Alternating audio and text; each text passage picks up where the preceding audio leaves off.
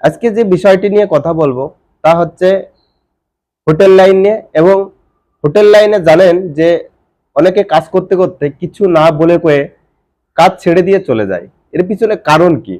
এর পিছনে আহ, সে কেন চলে যাচ্ছে?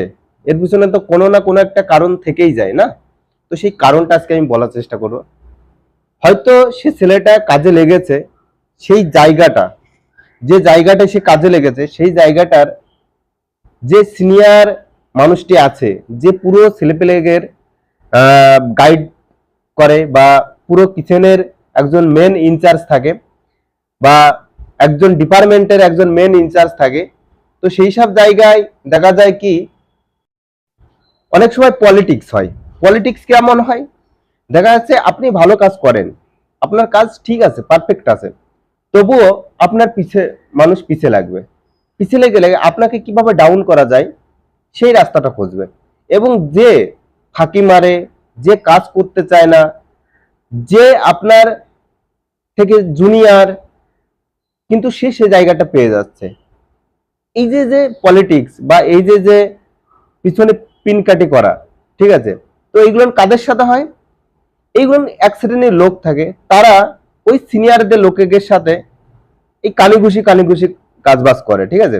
করে দেখা যাচ্ছে যে ছেলেটার প্রাপ্য যোগ্য সে সে জায়গাটা পায় না, বা যার যেখানে উঠার কথা সে সেখানে উঠতে পারে না, বা যার যে স্যালারি হওয়ার কথা সে সেই স্যালারিটা পায় না।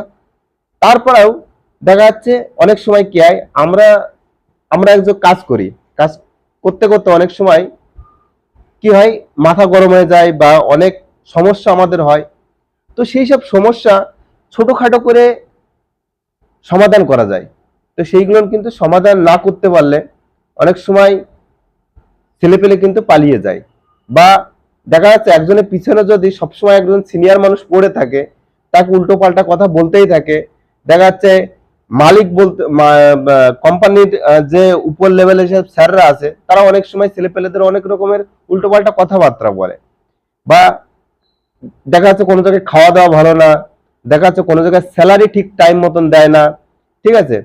তারপরে এই যে যে পলিটিক্স, ঠিক আছে, এইসব পলিটিক্স এর কারণে ছেলেপেলেরা দেখে যে আমি এখানে যদি থাকি এখানে আমার গ্রোথ হবে না, বা এখানে আমাকে কেউ হেল্প করবে না, বা আমি যে জায়গাটায় এতদিন টাইম দিচ্ছি সেই টাইমের মূল্য আমাকে কেউ দিচ্ছে না। তো তখন কি হয়, সেই জায়গাটা ছেড়ে দিতে সে বাধ্য হয়। তো আমি প্রত্যেকটি যেসব সিনিয়র স্যাররা হোটেল লাইনে কাজ করে বা যেসব সিনিয়র মানুষরা হোটেল লাইনে কাজ করে, যাদের হাতে একটা কিচেনের দায়িত্ব থাকে, যাদের হাতে একটা পুরো কোম্পানির দায়িত্ব থাকে, সেই সব মানুষদের বলবো, দেখুন, যে আগে এসছে তার জায়গাটা আগে বুঝিয়ে দিন, ঠিক আছে?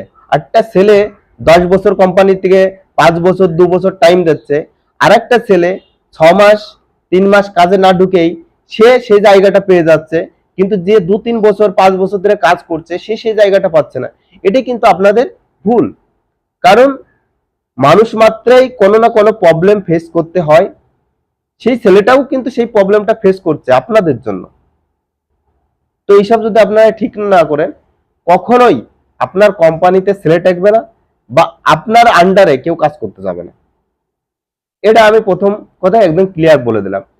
দেখবেন যে সেপেরা খারাপ হয়, যে সেপেরা না মানে সবসময় যে ভালো তার দিক না দিয়ে যে তাকে সাপোর্ট করে তার দিক নেয়, কিন্তু লজিক্যালি কথা বলে না, লজিক্যালি কাজ করে না, সেই সেই সেপের আন্ডারে কিন্তু কেউ কাজ করতে চায় না।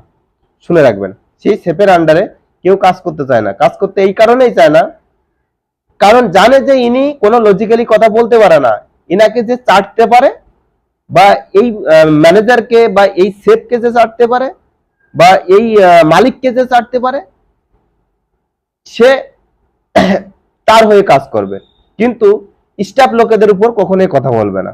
এরকম কিছু লোক আছে যারা সবসময় স্টাফ লোকেদের উপর আহ, মানে একটা প্রেশার ক্রিয়েট করে, বা স্টাফ লোকদের বোঝার চেষ্টা করে না স্টাফ লোকদের কি ক্ষোভ, স্টাফ লোকদের যে প্রাপ্য, সেই প্রাপ্য যখন বুঝিয়ে না দিতে পারে, সে কিন্তু একদিন 2 দিন দেখে, তারপরে নিজের পথ সে নিজে বেছে নেয়। কিন্তু সে যে ওই জায়গাটা থাকলে আরো স্ট্যান্ডার্ড হতো সেই জিনিসটা সে খেয়াল করে না। বেটার ছেলে বেটার ছেলে সবসময় পাওয়া যায় না কোম্পানিতে। বেটার ছেলে সবসময় পাওয়া যায় না। আপনি যাকে বেটার ভাবে কোম্পানিতে ঢুকাচ্ছেন, সে হয়তো দেখা যাচ্ছে 6 মাস করার পরে আর কাজ করবে না।